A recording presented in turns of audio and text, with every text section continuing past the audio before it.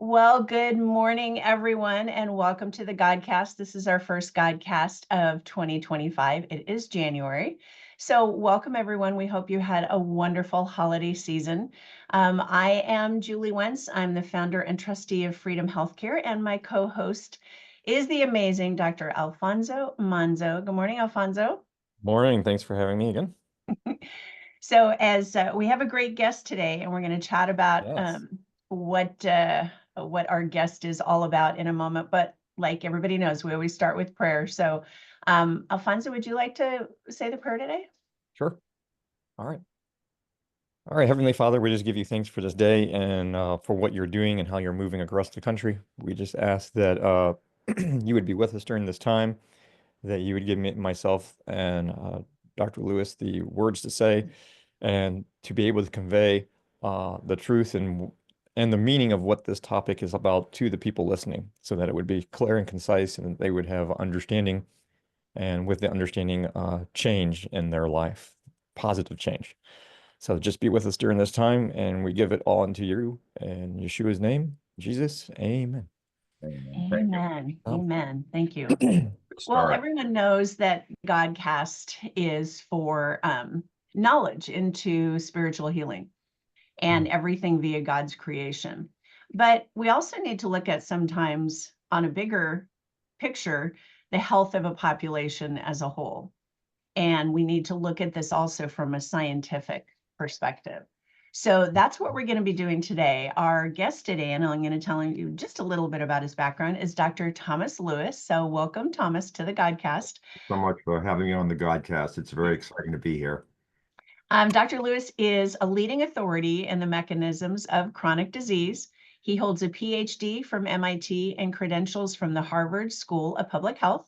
His main function as the leader of Health Revival Partners is the translation of the best of breed medical knowledge from mentors and thought leaders into logical disease prevention and reversal of medical protocols. He's the author of numerous papers, books, and patents, and he's dedicated his life to finding solutions to high impact chronic disease. So that was definitely a mouthful. So we're excited to start digging in and asking you questions about what you're working on and what's coming up and just a lot of things in general. So Alfonso, I'll let you start. Is there any question you can think of that you might want to start for Thomas? Yeah, sure. And I should say I've know very little about Dr.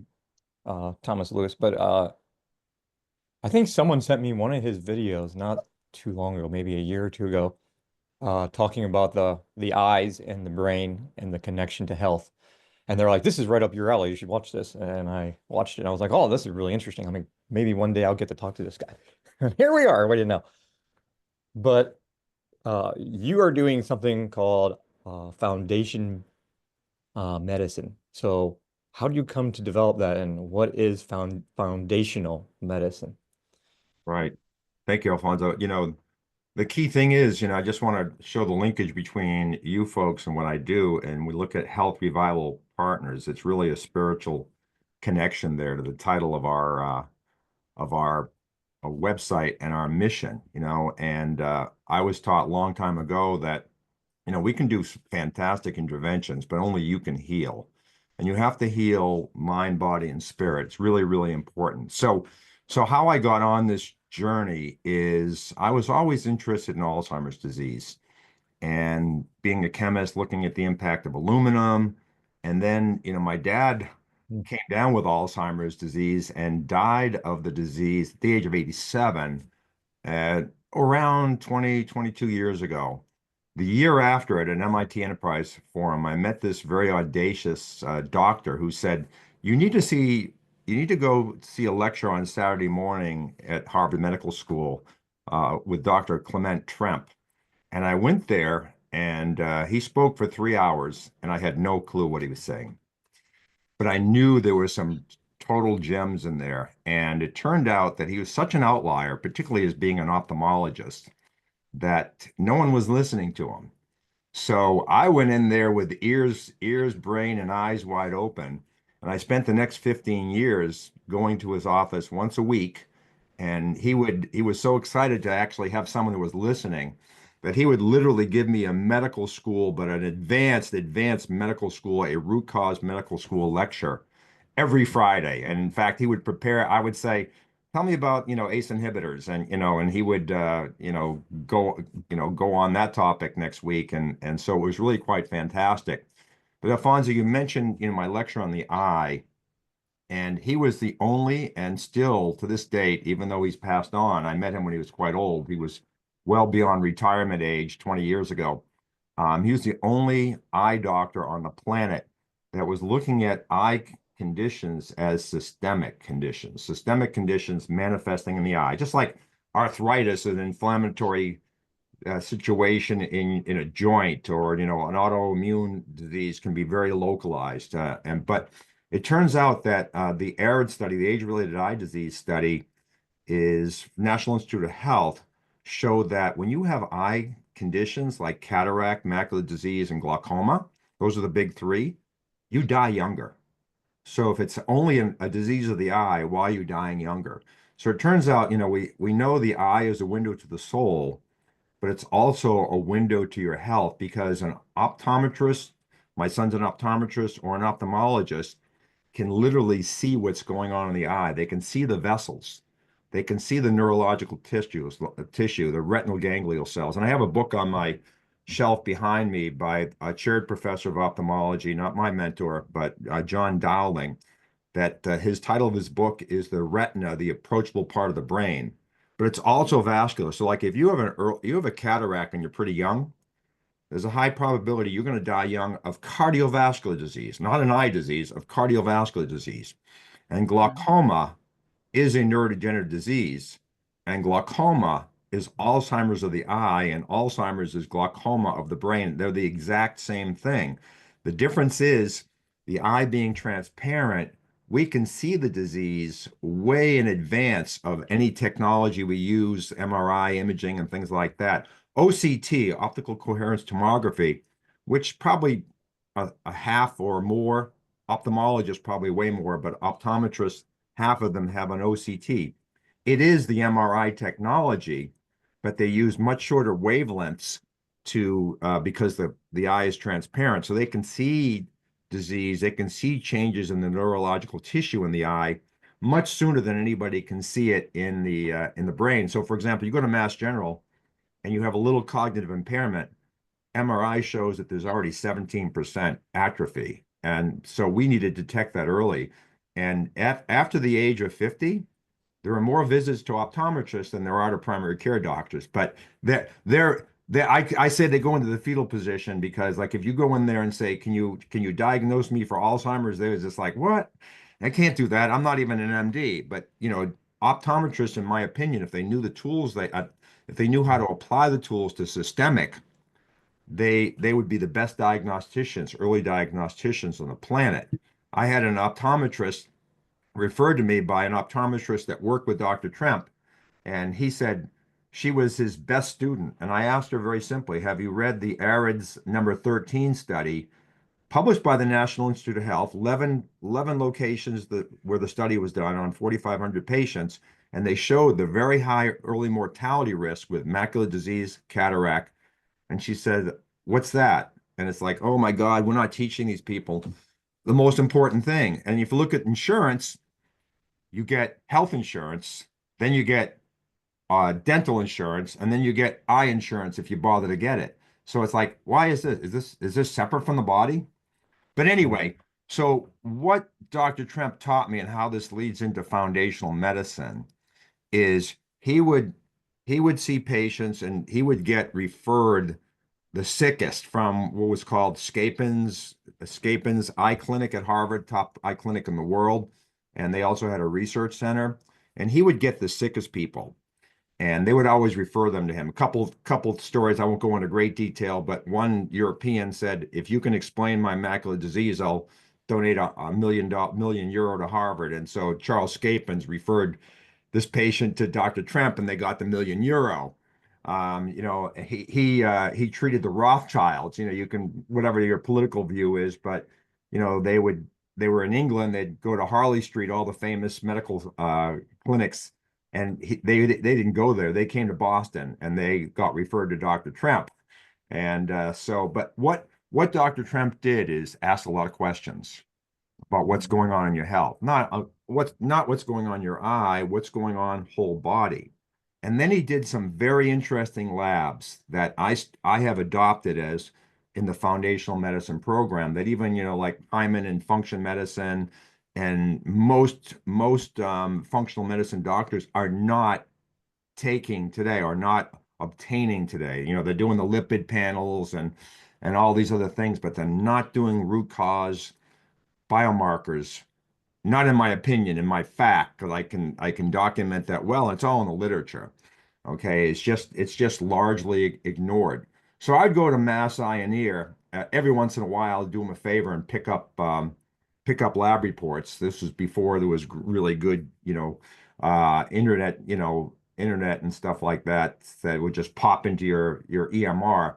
And I'd go there, and the person at the front would say, "Oh, you're working with the guy that does the strange labs." Okay.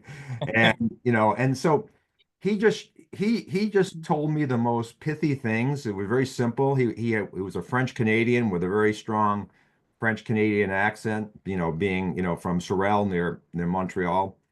And one day, just to give you an idea, he said to me one day, "Tom, the only thing that matters is mortality." And that's it. It was like dangling, and I had to figure out what he meant by that.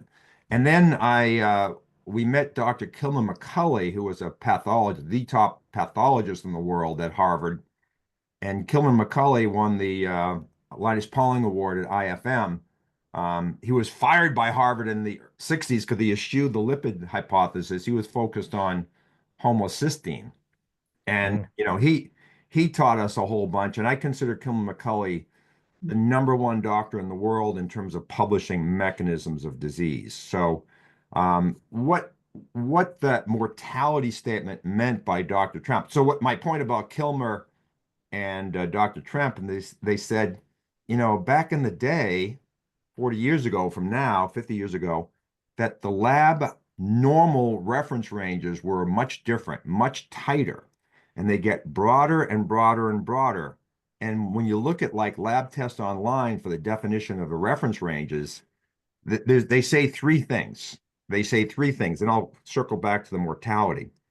One, if you go to one lab and then you go to a different lab, their reference ranges can be different. So if it's based on science and physiology, how can they be different? Number two, if you have a number that's out of whack based on the reference ranges, it doesn't mean you're sick. And the classic example is total cholesterol. The total cholesterol number that the American College of Cardiology wants you to be at is unhealthy and is at a regime where your hazard ratio for dying younger goes up. And the third thing they say is if you're normal, it doesn't mean you're healthy. I might have repeated myself. So if you're abnormal, it doesn't mean you're unhealthy. So those are the three things. There's no standardization. If you're normal, it doesn't mean you're healthy. And if you're abnormal, it doesn't mean you're unhealthy. So I was sitting in a conference room in St. Louis, and I finally had the epiphany of what he meant. And so what I did is I went into the literature to find out for any given biomarker, C-reactive protein, white blood cells, erythrocyte sedimentation rate, which is my favorite biomarker, and looked at the literature to see if there was data on how as the biomarker levels change, how an increase in early mortality risk changes. So being an MIT scientist, you could find for like C-reactive protein, many studies that looked at early all-cause mortality. And they're all looking at different cohorts and different ranges and stuff like that. So I just plotted them all on a chart and saw where the curve, in the case of C-reactive protein, the lower the better, the mortality risk increased. And I plotted all the biomarkers against standard hazard ratios. So I now know, is homocysteine, more impactful for mortality versus C-reactive protein? And so what we did is we created a normal score based on evidence, based on early all-cause mortality risk. And so, for example, white blood cell counts, standard of care all over the board, but the standard is sort of like 3,500 counts per unit measurement, unit volume to 10,800. That's normal, okay?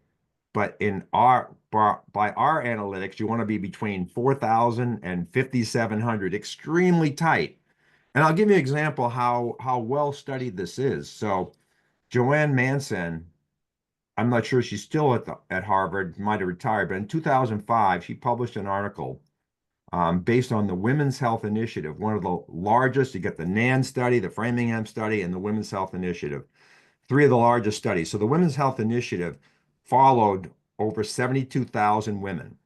And what they showed is if you have women with an average white blood cell count of 4,700, and then another group with a white blood cell count of around 6,700, this group dies in 6 years at twice the rate of the women at 4,700. And she even said, as the chaired professor of women's health, and these numbers apply equally in the study to men, that if they're dying at twice the rate at 6,700, then we have to reconsider the normal. And of course, today, 20 years later, if anything, the ranges are getting wider. So that's a really important aspect. And then, Dr. Tremp said, really what people tell me actually gives me more information about their health than the labs. So we created a digitized risk assessment. Okay, a digitized risk assessment. Now, when you tell me your risks, Alfonso, Julie, you tell me your risks, that's subjective, okay? But we ask all the same questions and we rank every question answer couplet the same way. So even though it's not super objective, we are all placed on the same scale. Okay, so I can say, Julie's risk is this, your risk is that, my risk is that. And then you have the labs, which are objective. And we're actually the only one, I'm being a bit braggadocious, but we're the only people in the world that have developed a lab risk score because we know the hazard ratios for each biomarker and we're based on where they are, how much it's contributing. And we have this subjective risk assessment with a overall score. And we actually published a paper based on working with 70 people in a corporate environment on the congruence between the risk score and the lab score. And, some people might cheat on the risk score. They can't cheat on the lab score. But we showed a very strong p-value, which is statistically that there's a correlation of 0.00 roughly 5, that the risk score predicts the lab score. Now, where foundational medicine comes in, and what I glean from all this information and then my research based on Dr. Tremp and Dr. McCulley, is that the risks are much more important than the labs. And this is a completely contradictory to our thinking and what medicine does. Because, you do an intake form and then you do the intake form again, and then you do the intake form again, and no one looks at it. All they do is look at the labs and the reference ranges are wrong. So no one's being properly characterized. And in some respects, functional medicine has adopted those same reference ranges. They do have optimal ones like optimal DX, but they're not science-based. Okay. So then someone challenged me on this risk assessment. It's actually someone I'm working very closely with. And he said, can you prove to people that the risk scoring algorithm is impactful and, recognized? And it turned out that in around 2017, 2018, the Journal of the American Heart Association, a very corrupt industry. If you look at the three top most corrupt industries is the U.S. government, the pharmaceutical industry, and the healthcare industry in general, and then the American Heart Association be right at the top of that list, American Cancer Society. But they published a paper that said self-reported health is a stronger indicator of your future cardiovascular risk and all-cause mortality. So it's not just me making up this thing. And because we published the correlation, now we feel that we have a really good assessment. It takes about a half hour, but that's really the basis of it. So I don't want to get ahead of your questions, but where this fits in, and we have a chart that shows this very, very graphically, it brings it to life, is that what drives disease is risks. And you might have a risk and then you change your diet, whatever, you ameliorate the risk. But how do we know if that risk is starting to have an impact on your health? So risks, if they perpetuate, beget changes in your physiology measured with biomarkers, okay? And then if you don't use our reference ranges, the signal can be fairly weak initially, and you'll miss it using standard of care reference ranges. But we want to catch things early, right? So risks beget changes in physiology. If that perpetuates, so the two perpetuate, that leads to changes in pathology. And I assert that the best place to look for pathological changes, it doesn't catch everything, is in the eye. These biomarkers in the eye, drusen, which is an amyloid, three different types of cataracts, macular disease, glaucoma. And then the fourth on the continuum of the progression is now you have a diagnosis. So risks, physiology, pathology, diagnosis of disease. And not a lot of people in functional medicine are really focusing on all four. They're really focusing on number two. They do very, very elaborate and expensive lab testing, urine, stool, blood, but that only tells you in a lot of cases, some cases it's pretty root cause, but in most cases it tells you what. So like all three of us might have, we all three have a level of C-reactive protein, right? Some of us may be higher than the others. So what's the treatment? It's generic inflammation. Okay, what's the treatment? CRP test doesn't tell you. Gives you some ideas, but then the risk assessment really answers the question how and why the inflammation is where it is. And that's what tells you how to treat people. So everybody's doing labs, and then, like I said, some labs can be more predictive and more tied to interventions, but the risk assessment always does that.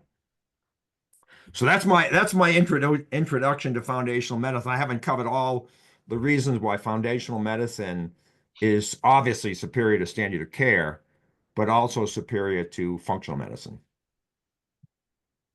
Alfonso. Well, that's fascinating. I would say it's pretty new to me, the science of what you're referring to, but at the same time, being a traditional naturopath, and I don't know if you know my background, but I started out in electrical engineering, and then Nice. That's hardcore math. Yep, and then I got into ministry, and then I got into natural health, and so I specialize in biophysics.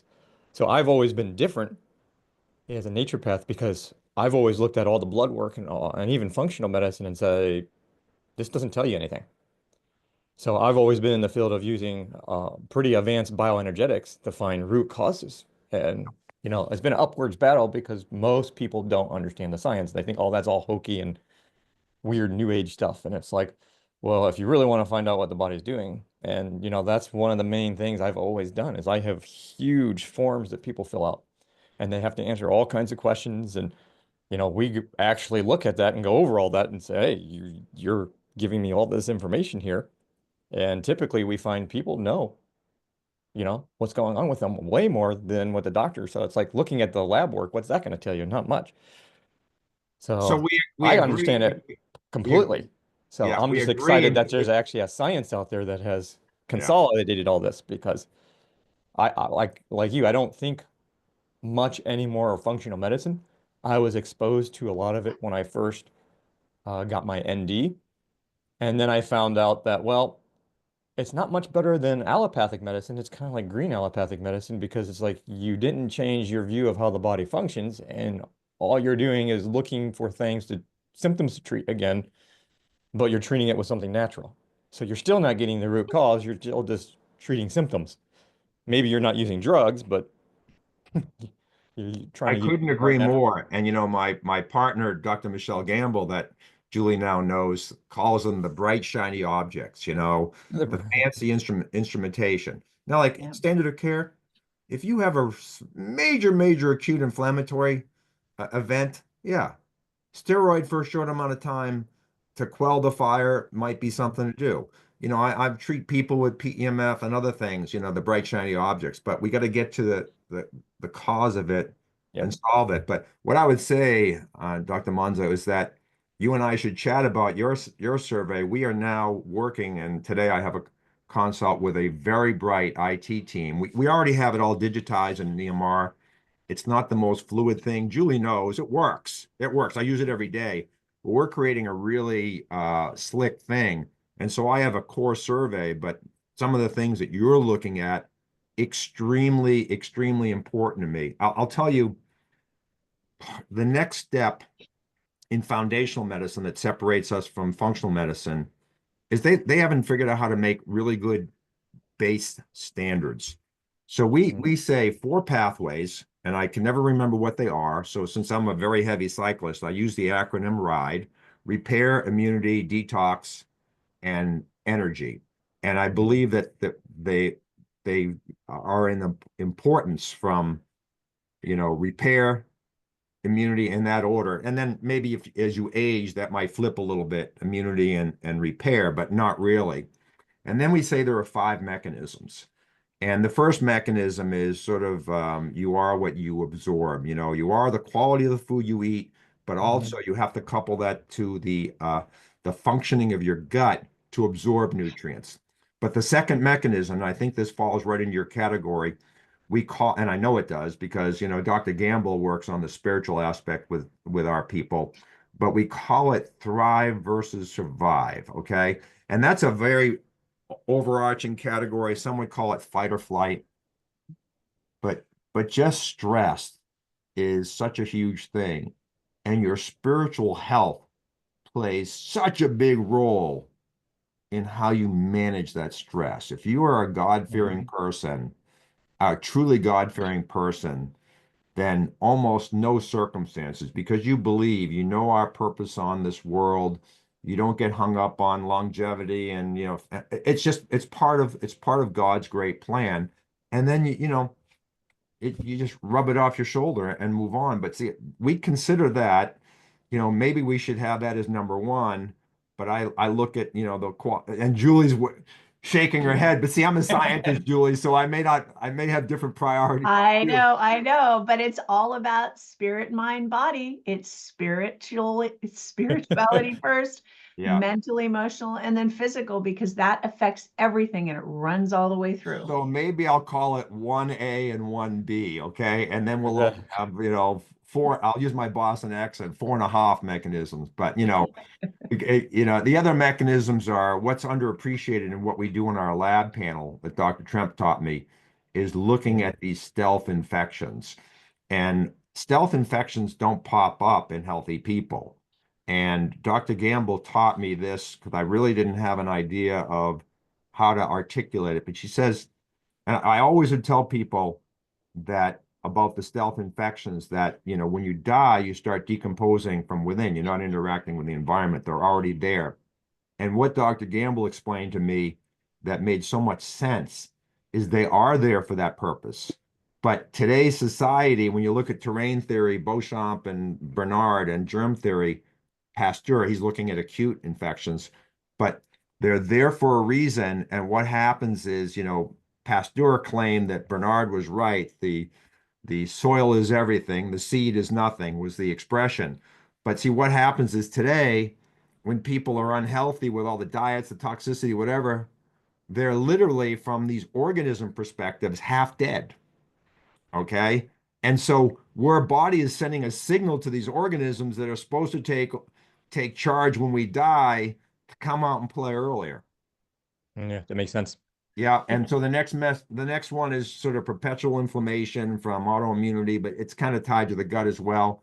And then the last one is you know, lack of autophagy. We're constantly eating, we're never giving our body a break to do repair. We're not exercising enough, we're not getting sunlight. The very, very basic. So we can let's call them, Julie, 5 mechanisms in no particular order. It's customized to each individual. How does that work? That works, but I didn't write them down when you were talking. I can send them to you. You know, I have my whole slide deck on foundational medicine to my right, so I won't forget things. Well, and we have that available for our members through Freedom Healthcare. We have the risk assessment and the biomarker test, and it's amazing. And I always tell people, it's like, you need to start with this because you need to know what's going on in your gut biome to begin with. What is that? What's the root cause? What's going on inside at that base level to see what's actually happening? And like, you remember, I mean, I went through it when we first started, and before we even brought it as to part of Freedom Healthcare, I went through it to try it. And I didn't tell you anything that was going on. And you nailed the two things that I had going on. And within 3 months, they were gone. Remember that.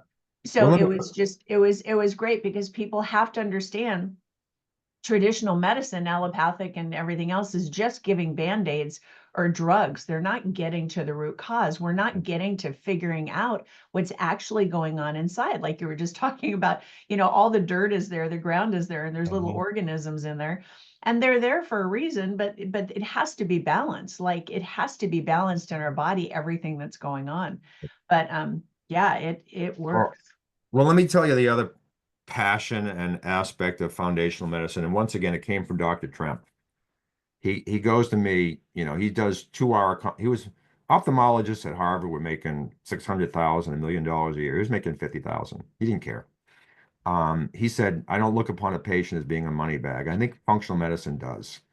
And so we can do for the same money that Hyman functional medicine charges, even less, for a lab panel, we can do an extremely extensive lab panel, run the risk assessment, do a 1 hour consult, build a detailed plan, and then also provide an hour of coaching.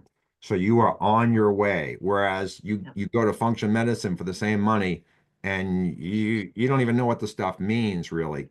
But more importantly, we don't have to do the big panel that function medicine does. We can do a very narrow panel just to corroborate that that they're answering the questionnaire right. And so we can do that for let's say quarters on the dollar, but we also, since we have digitized analytics, we can create groups and communities based on like risk factors. So in my opinion, Dr. Monza, if you run the risk assessment, and we have this in our foundational medicine training, this is everything that drives health. You don't need to go to medical school. These are the risk factors that drive health. So what we can do is we can take people based on our digitized analytics and put them in groups based on common risk factors, okay? And common labs as well, if we want to add that level of precision. And now we can do group consults, and it turns, quarters on the dollar from cost to pennies on the dollar. And that's our ultimate goal, is be able to work populations. And you don't do population health. Everybody, I work with corporate clients, and what's your PPPM per person per month? It's like, no, we run our basic analytics, determine the high risk people, work with them. It's not, you don't want me to spend, someone with potential quadruple bypass the same amount of money with a healthy athlete in your company. There's so many crazy models out there in terms of delivering health. And if I don't deliver a $10 PPPM proposal, I don't get hired. And it's like, well, it may be $10 PPPM when you average it over your entire population, but who knows the risk of your population? Claims. I'm a member of the New England Journal of Medicine Catalyst program that's supposed to be re-engineering healthcare. I've been on it for like 8 years. They've done nothing. But what they have shown is that claims and other data that you get, even drug use, doesn't really predict what's going to happen very well. It's more like flipping a coin. So I'm assuming then, because of the risk assessment and the information and the focus on the population health, and I'm assuming that you're collecting all of this data with the risk assessments and starting to put it into some sort of, process where you can see a bigger picture of what's happening with the population and be able to narrow down maybe some of the things that are happening faster. Because as we look at how we're creating the new paradigm of health and care and creating all of this education for future, healers, I'm not going to call them doctors anymore, but healers that need to heal people, they're going to need this information, gathered over time so they know what works and what doesn't work from a population perspective. So is there something like Julie, that that's together? a great segue into something. And I'll just Mhm. I'm going skiing next week with my middle daughter, and she's a big chicken lover. And she named one of her chickens Peeve, and then it's her pet peeve, right? So one of my pet peeves is the lack of leadership in functional integrative medicine to create standards, but not restrictive standards like the Mhm. traditional, where you can only stay in that box, otherwise your liability goes up, your license at risk, and all that, but collecting data. So this is a call to action from individuals to join your program, Julie, because we aggregate the data in a what's the de-identified way, and then we can data mine that and show trends. I've talked to Tom Blue, Chief Strategy Officer for IFM, Ron Klatz. I run labs for Ron Klatz, IF, A4M, Lee Cowden. I love Lee Cowden. I'm not really chastising him, but because his group is a lot smaller. But there are so many societies out there. And like our physiology, we're 99.9% the same genetically, okay? So so we can uh, assume that if what works for me and I have a similar profile to you, Julia, it's gonna probably work for you. So why aren't we building standards that where we can mine the data?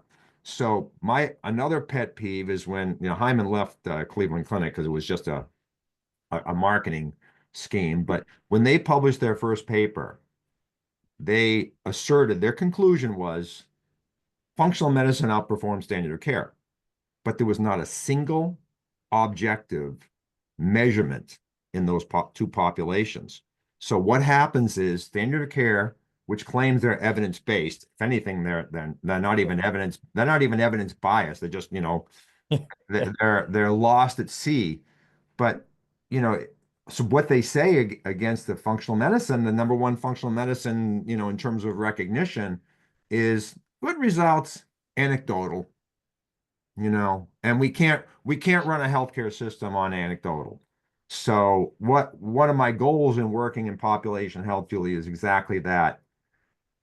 Multiple users all over an app, data funnels into a central database, and we can see the relationship between the interventions, which are numbered, the the risk assessment, and the labs, and we can see how it all works together. Mhm. Which is what should have been happening all this time. There wasn't, because it's not about getting healed. Alfonso, Yeah, they don't want. I want to tell you one more advancement that we've only done in the last year or two, but you know, gut really is, I wouldn't say it's my specialty. Dr. Carter on my team, just like one of the top functional doctors on the planet, and others that I've learned from. But I know it's just from physiological perspective, it's at the top of the food chain, okay? And, we would have patients, we'd throw probiotics at them, we'd throw digestive enzymes at them, we'd throw this at them. Some would get better, right? A lot would get better, some wouldn't. And so it occurred to me that we are not looking at things systematically. And then, I did chemical engineering for 2 years along with my chemistry. It was to Polytech, and then I went strictly into chemistry. But I did learn a little bit about the systemization of processes and the Deming model of plan, do, check, act.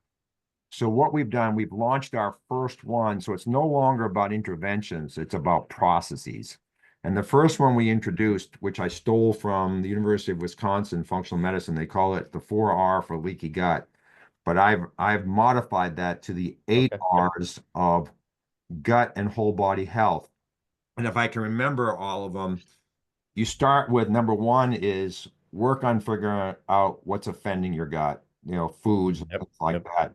Two is getting rid of the bad actors, H. pylori, parasites, things like that.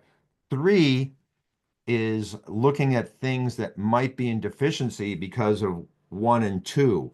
So, the biggest one is hydrochloric acid, apple cider vinegar, betaine hydrochloride. Then now we go to where most everybody is working in gut for reinoculation, probiotics, fecal transplant. 5 is unique to me, and I say that we clean our food too much, and as a chemist, we speed up chemical reactions, and your gut is a chemical reactor with stir bars, ball media, things like that. And so we need more grit, not just fiber. Fiber is part of the number 5, but grit. And I actually have on my shelf back here fulvicumic insoluble grit. And I think that, I eat shells, things like that. Then number 6 is rate. I'll ask you guys a question, and I'm going to assume you're going to fail to answer this question, even though it's very simple, but it has nothing to do with your intellect. And you go to a restaurant, what's the first thing they put on your table? Water. Yes, Julie got it. Of course you got it.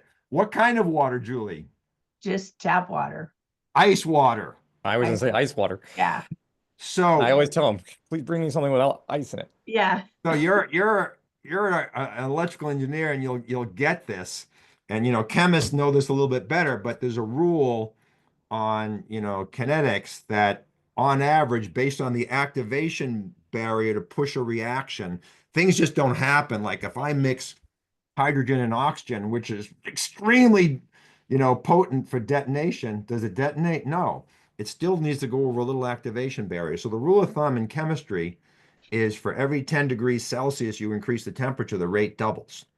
But in physiology, since we have enzymes, this activation barrier comes down.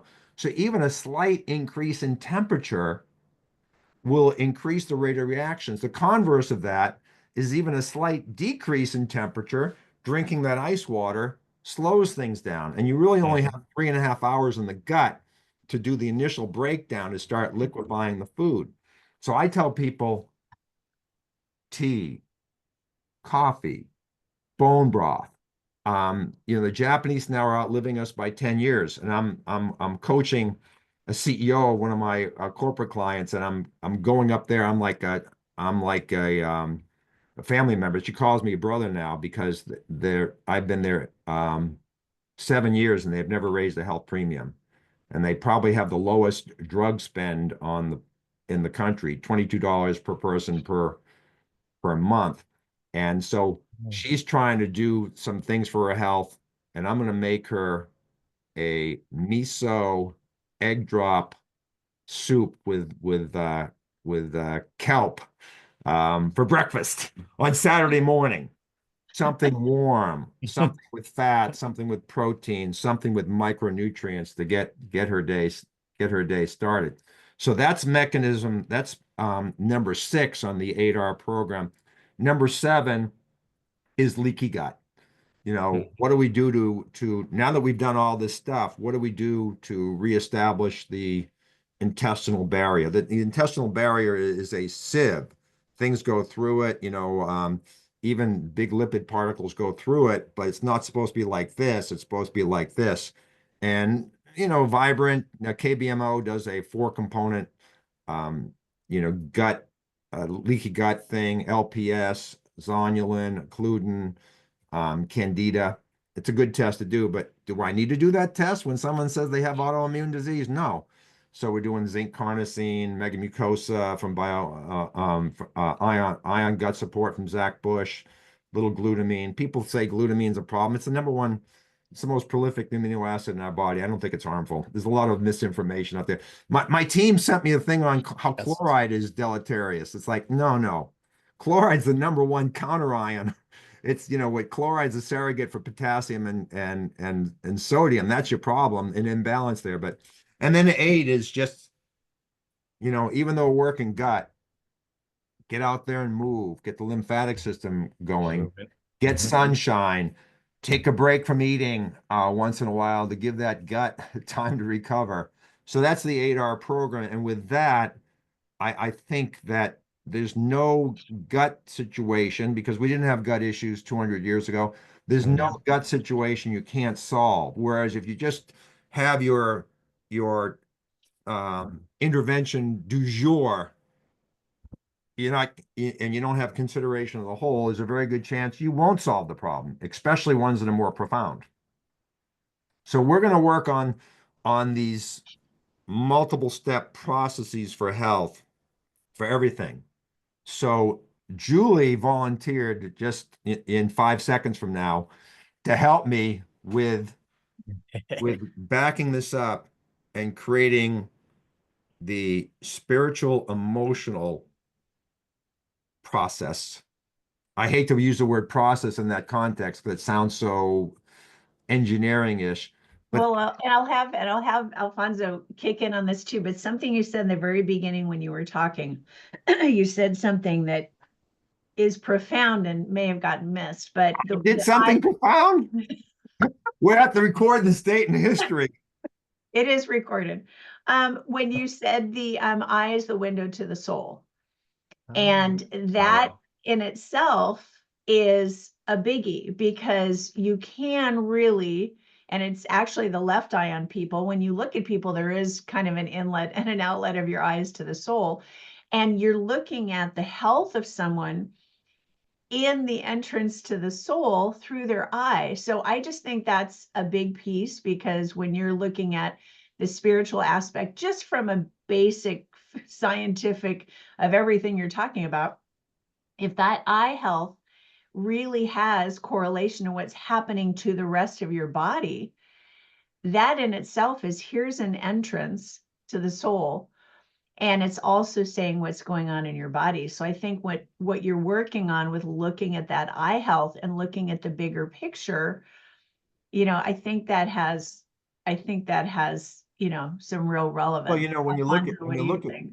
you see sadness in the eyes, you see happiness in the eyes, Yep. obviously the smile, but the face and the eyes tell you a whole lot about where someone is emotionally. And I don't think I've ever, maybe with AI and things like that, we can start like, measuring that more accurately, but you can just tell by talking to people and seeing their facial expressions where they are on the emotional health spectrum and what their optimism versus pessimism is. It plays a big role in it. Alfonso, what do you think? Yeah, definitely.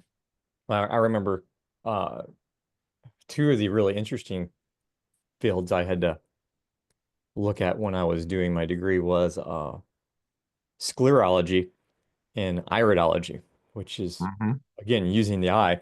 And I always thought it was fascinating. I liked the sclerology more. Most people would go down the road of iridology, and not many people did the sclerology.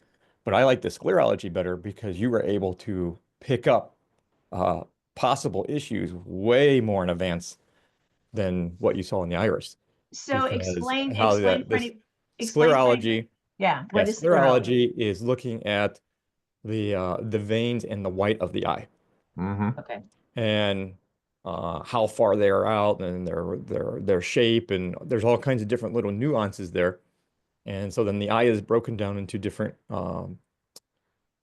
quadrants or sections that correlate with laying the body over top.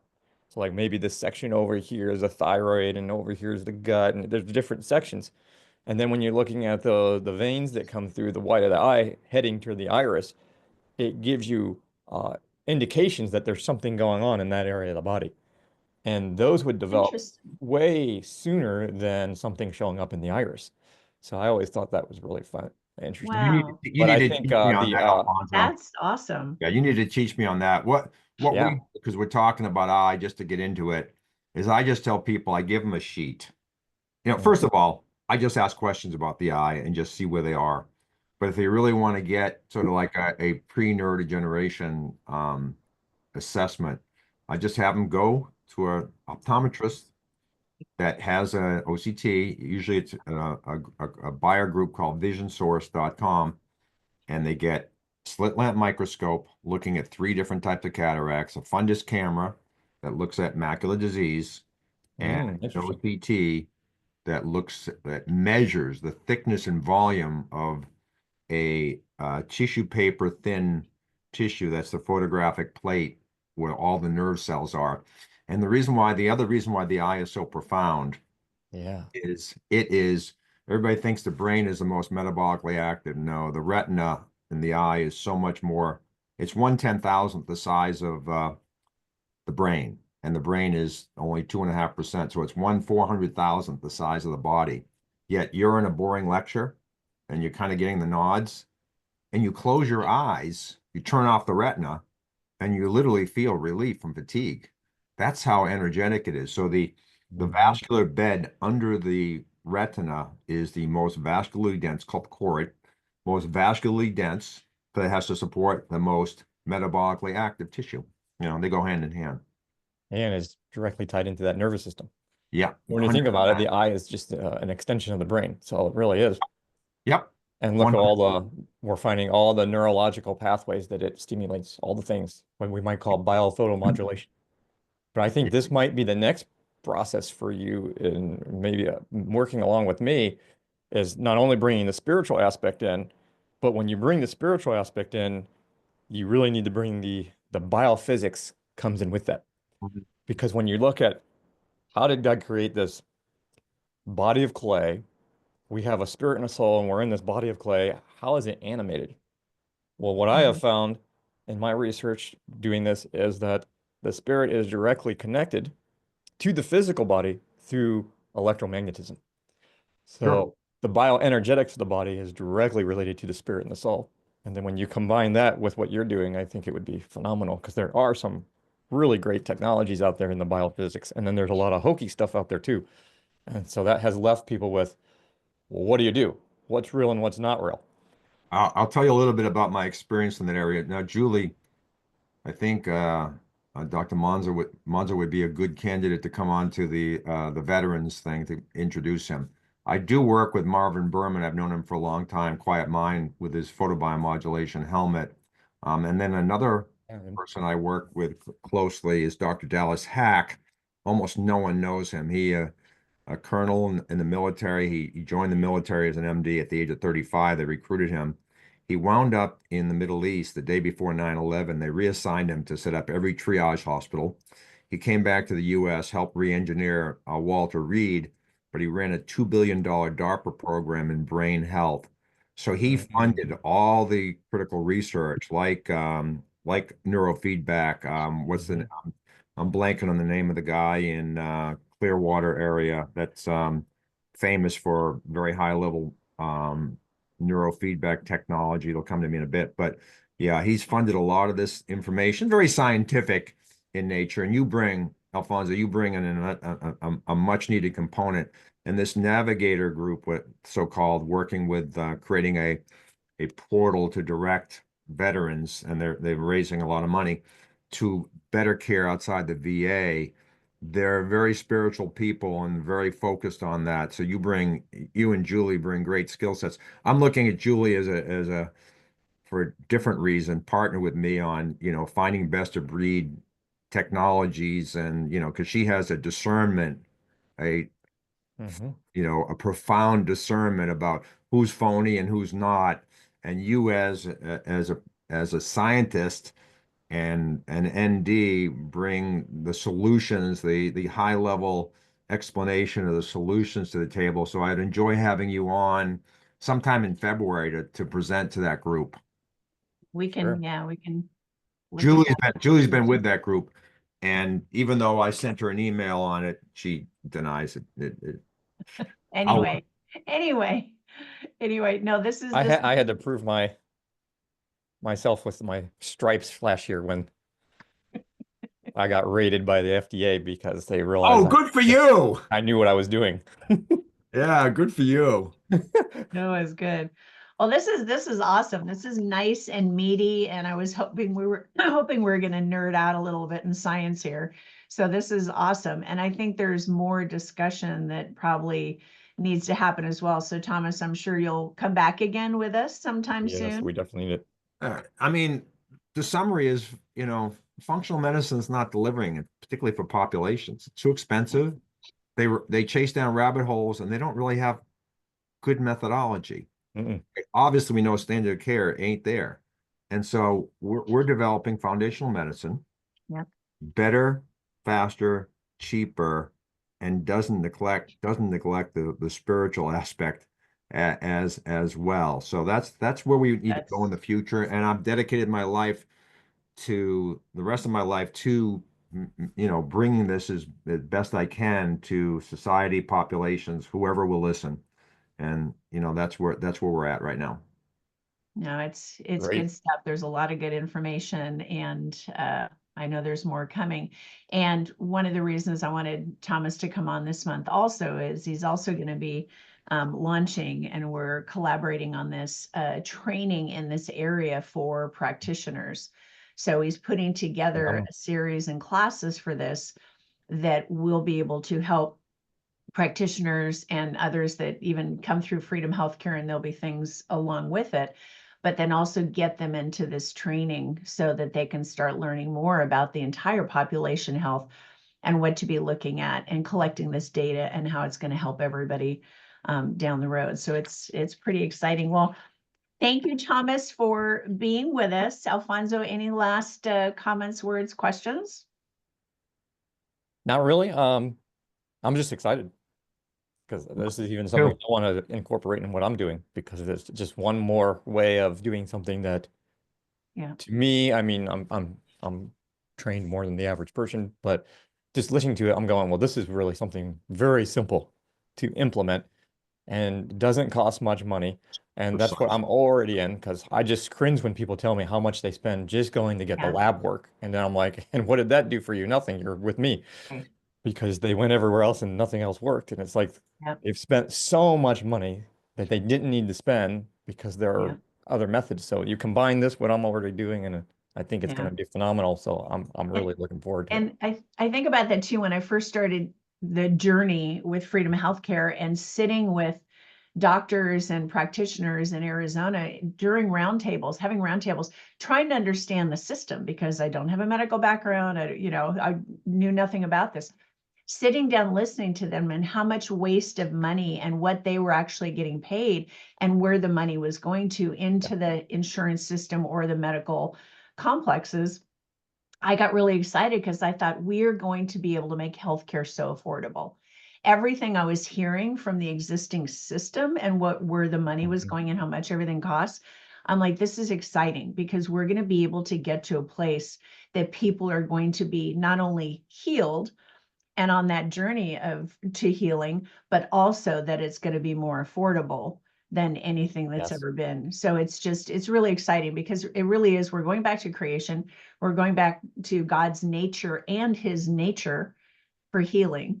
So it all just works together. Well, And thank they you, and they Thomas. really don't have a system. They think they do, but No, they're just brainwashed to follow the monopoly. exactly. And they Exactly. have no system that works other than for the pharmaceutical company. And that's why we're creating the new paradigm. That's right. That's where we're going. All right. Well, thank you, gentlemen. This has been awesome. Thomas, we'll have you come back on again. And we hope everybody that is watching today enjoyed the January 2025 Godcast. So blessings, everyone. See you soon.